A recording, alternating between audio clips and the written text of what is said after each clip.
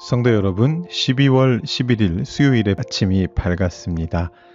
기도로 오늘 하루를 시작하시는 성도님들께 하나님의 크신 은혜가 가득히 채워지기를 축복합니다. 오늘은 수요 예배가 있는 날이기도 합니다. 지난주에는 김종현 목사님께서 말씀을 전하셨고요. 이번 주에는 제가 말씀을 전합니다. 많이 참여하셔서 은혜 받으실 수 있기를 바랍니다. 오늘 말씀 보도록 하겠습니다. 하나님께서 주시는 말씀은 구약성경 사무엘상 23장 15절부터 29절까지의 말씀입니다. 제가 봉독해 드리겠습니다. 다윗이 사울이 자기의 생명을 빼앗으려고 나온 것을 보았으므로 그가 십광야 수풀에 있었더니 사울의 아들 요나단이 일어나 수풀에 들어가서 다윗에게 이르러 그에게 하나님을 힘있게 의지하게 하였는데 곧 요나단이 그에게 이르기를 두려워하지 말라. 내 아버지 사울의 손이 내게 미치지 못할 것이요 너는 이스라엘 왕이 되고 나는 네 다음이 될 것을 내 아버지 사울도 안다 하니라. 두 사람이 여호와 앞에서 언약하고 다윗은 수풀에 머물고 요나단은 자기 집으로 돌아가니라. 그때에 10사람들이 기브아에 이르러 사울에게 나와 이르되 다윗이 우리와 함께 광야 남쪽 하길라산 수풀 요새에 숨지 아니하였나이까. 그러하온즉 왕은 내려오시기를 원하시는 대로 내려오소서. 그를 왕의 손에 넘길 것이 우리의 의문이이다 하니 사울이 이르되 너희가 나를 긍휼히 여겼으니 여호와께 복받기를 원하노라. 어떤 사람이 내게 말하기를 그는 심히 지혜롭게 행동한다 하나니 너희는 가서 더 자세히 살펴서 그가 어디에 숨었으며 누가 거기서 그를 보았는지 알아보고 그가 숨어있는 모든 곳을 정탐하고 실상을 내게 보고하라. 내가 너희와 함께 가리니 그가 이 땅에 있으면 유다 몇천 명 중에서라도 그를 찾아내리라 하더라. 그들이 일어나 사울보다 먼저 시브로 가니라. 다윗과 그의 사람들이 광야 남쪽 마온 광야 아라바에 있더니 사울과 그의 사람들이 찾으러 온 것을 어떤 사람이 다윗에게 아뢰매 이에 다윗이 바위로 내려가 마온 황무지에 있더니 사울이 듣고 마온 황무지로 다윗을 따라가서는 사울이 산 이쪽으로 가매 다윗과 그의 사람들은 산 저쪽으로 가며 다윗이 사울을 두려워하여 급히 피하려 하였으니 이는 사울과 그의 사람들이 다윗과 그의 사람들을 애워싸고 잡으려 함이었더라. 전령이 사울에게 와서 이르되 급히 오소서. 블레셋 사람들이 이 땅을 침노하나이다. 이에 사울이 다윗 뒤쪽 길을 그치고 돌아와 블레셋 사람들을 치러 갔으므로 그곳을 셀라하마느곳이라 칭하느니라. 아멘. 위기가 지나가면 기회가 찾아온다. 그런 말이 있습니다.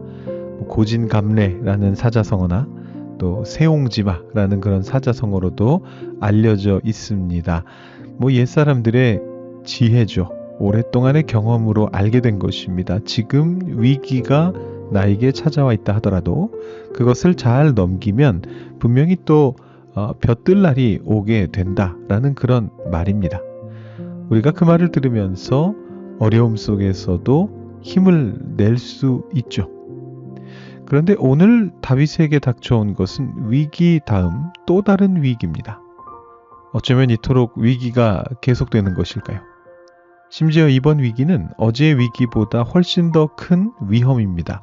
위기가 더 심화되었습니다.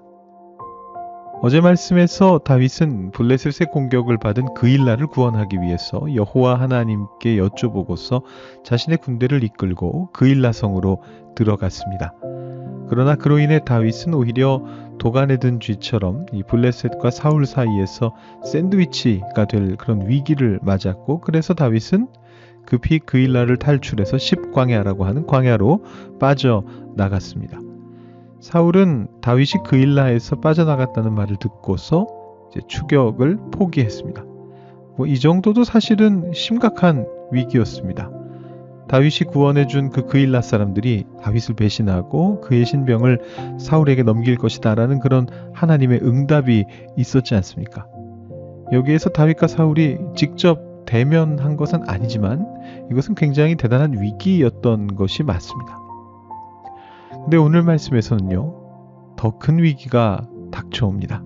얼마나 큰 위기냐. 여러분 이런 표현 들어보셨습니까? 두 사람이 꼬리 잡기를 하고 있습니다. 여러분 꼬리 잡기가 뭔지 아시죠? 어릴 때 혹시 많이 해보셨나요? 이 두 그룹의 사람들이 각자 이제 허리를 서로 나란히 잡아가지고 뱀처럼 쭉 뒤로 늘어서 가지고는 서로 이제 상대방 그룹의 마지막에 있는 사람을 잡아채면 이기는 이제 그런 놀이입니다. 꼬리를 잡는다 이런 건데 지금 거의 이 사울과 다윗의 상황이 그 정도 수준에 와 있습니다. 이거 제가 지어내서 드리는 말씀이 아닙니다.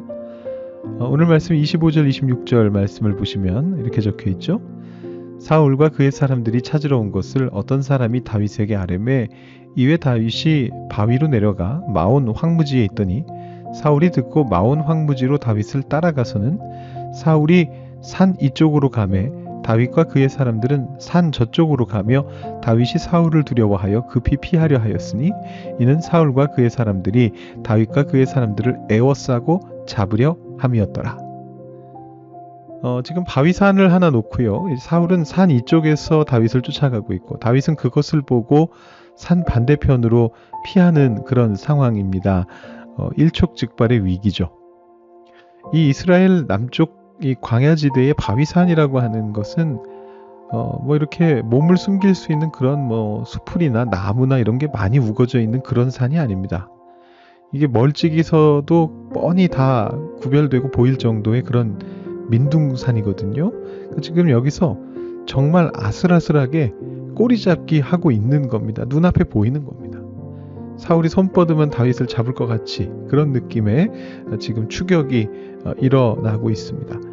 28절에 보시면 이 바위산의 이름을 셀라 하마느곳이라고 붙였다 이렇게 되어 있는데 이 단어의 의미는 바위란 얘긴데요. 어떤 바위냐면 떨어뜨리는 서로를 이렇게 분리시키는 그런 바위다 뭐 이런 뜻이 되는데 사실은 이게 또 해석하기에 따라서는 어떻게 해석이 되느냐 하면 미끄러지는 바위다 이제 그런 뜻이 있습니다. 그러니까 이게 떨어진다라는 게 서로가 이렇게 미끄러져서 떨어지게 되는 이제 그런 의미의 동사입니다. 그래서 이게 영어로 따지자면 slip이란 단어 아시죠? 이렇게 뭔가를 밟고 쭉 미끄러지는 이제 그런 느낌인데 slip away 하는 겁니다. 서로가 미끄러져서 분리되는 떨어지는 이제 그런 바위다라는 의미를 담고 있는데 아마 이 바위산 자체가 좀 미끄러운 곳이었던 것 같아요. 밟고 미끄러지고 이런 일이 많이 있었던 그런 것 같은데 여기에서 이제 이름이 지금 붙은 겁니다. 사울과 다윗이 꼬리잡기를 하다가 미끄러지듯이 스쳐서 떨어지게 되는 이제 그런 상황에 대한 암시가 이 바위산 이름 속에 들어 있습니다.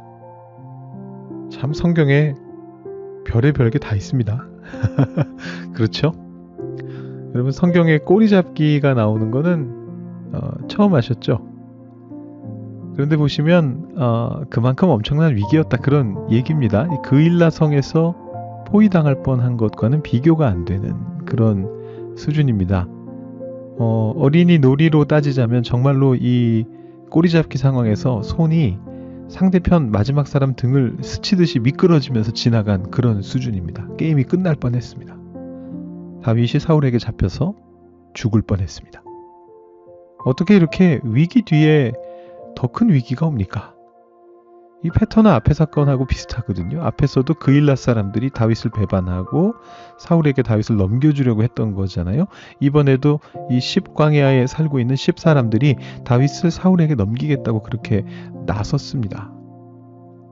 자, 그렇다면 이 위기는 어떻게 해결이 되었습니까? 다윗이 이 위기에서 무엇을 얻었습니까? 오늘 말씀 시작 부분에는 사울의 아들 요나단 왕자가 다윗을 찾아가는 그런 장면이 나옵니다. 그리고 요나단은 다윗에게 사울의 왕위를 요나단 자신이 아니라 다윗이 있게 될 것이다. 이렇게 아주 엄청난 선언을 하면서 다윗에게 힘이 돼줍니다. 이건 사실 뭐 또 다른 설교 주제가 될 것이기 때문에 제가 오늘은 가볍게 넘어갑니다만 이것도 사실은 참 대단한 선언이죠. 자신의 것을 내어놓는. 그 결과로 다윗이 아주 힘을 내게 됐습니다. 무엇보다도 하나님을 더욱 힘있게 의지하게 되었다. 그렇게 성경이 묘사를 합니다. 그런데 그 직후에 사울이 다윗의 꼬리를 잡는 수준까지 다가온 겁니다. 이게 지금 또 한 번 신앙의 위기가 찾아와도 이상하지 않을 그런 상황이 되었습니다. 제가 다윗이었다면 많은 의심이 들었을 것 같아요. 여러 가지 차원에서. 혹시 요나단이 배신한 게 아닐까? 혹은 하나님께서 나를 버리신 게 아닐까? 뭐 이런 생각들이 들지 않았을까요? 하나님께 다 여쭤보고 하나님이 하라고 하시는 대로 다 했는데 위기가 해소되기는커녕 점점 악화됩니다. 이걸 어떻게 해야 되냐는 것이죠.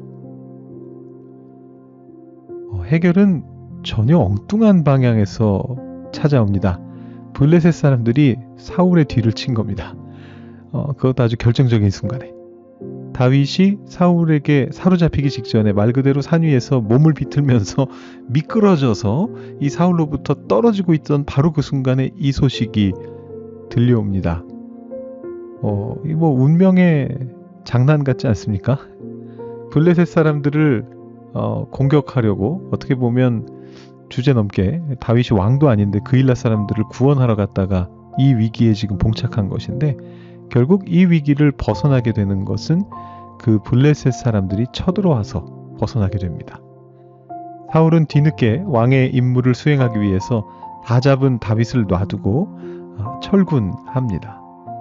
정말 이것은 운명의 장난입니다. 아니, 하나님의 섭리입니다. 다윗은 아마도 이 순간에 하나님의 역사하심이 인간의 생각을 한참 초월한다라는 것을 깨닫게 되었을 것입니다. 제가 어제 말씀에서 다윗은 얻은 것이 아무것도 없다고 말씀드렸잖아요. 손해만 봤다라고 그렇게 말씀드렸습니다. 그러면서 마지막 부분에서 그러나 그 다윗의 손해를 통해서 그일라 사람들이 구원을 얻을 수 있었다라고 그렇게 말씀드렸습니다. 근데 오늘은 그 다음 차원입니다.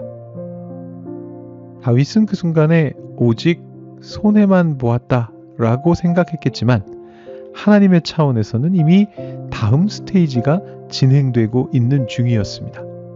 다윗에게 쫓겨났던 블레셋 사람들은 절묘한 순간에 다시 그 땅을 쳐들어와서 결국은 다윗의 목숨을 구해냅니다. 이건 뭐 의도한 게 아닙니다.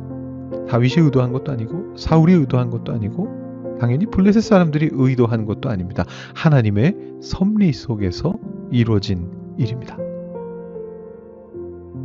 오늘은 어제 묵상에 이어서 이 하나님의 섭리를 바라면서 말씀을 묵상해 보시면 좋을 것 같습니다. 손해에도 불구하고 묵묵히 좁은 길을 걸어가기로 어제 묵상하셨다면 여러분 잘 하신 것입니다. 처음부터 어떤 보상을 기대하고 좋은 미래가 반드시 올 것이다라고 꿈꾸면서 그런 선택을 하셔서는 안 됩니다. 크리스천이라면 손해를 감수하고 그 선택을 하시는 게 맞습니다.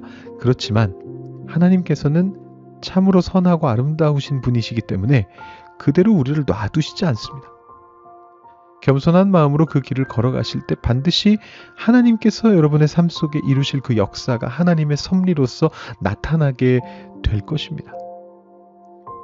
저는 어제 한 성도님을 통해서 앞이 보이지 않는 캄캄한 길에서도 결국에는 하나님께서 준비해 놓으신 미래가 있었다라는 그런 간증을 들을 수 있었습니다.